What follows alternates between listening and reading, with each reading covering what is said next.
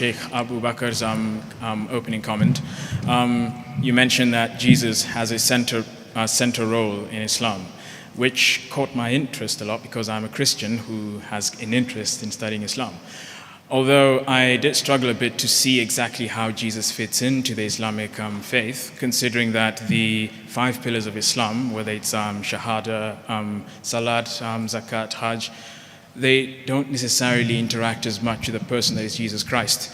It's only the 6 articles of faith, or at least rather the one article of the 6 articles of faith, the one about the prophets, but that puts Jesus in a group of other prophets like Uzair and Nuh, Musa and Ibrahim and all of them.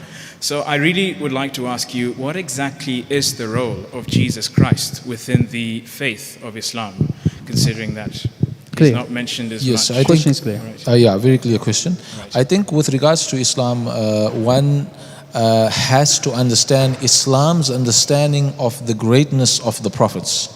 So in terms of Jesus' role in Islam, no, there isn't what Christians have as though Jesus is the entire center of everything. No, for us it's the creator of Jesus, it's Allah.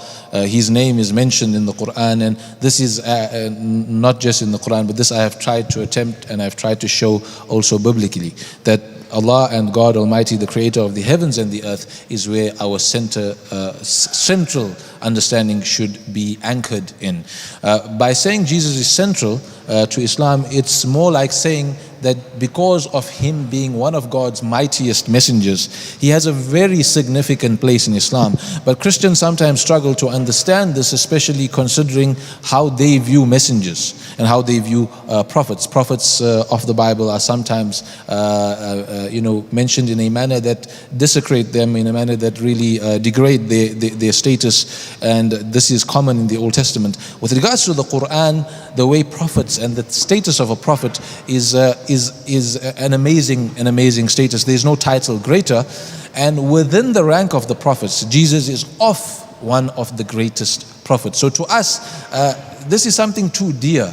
Jesus is something far too dear, far too great for you to understand it. You would have to understand how we see a messenger of God.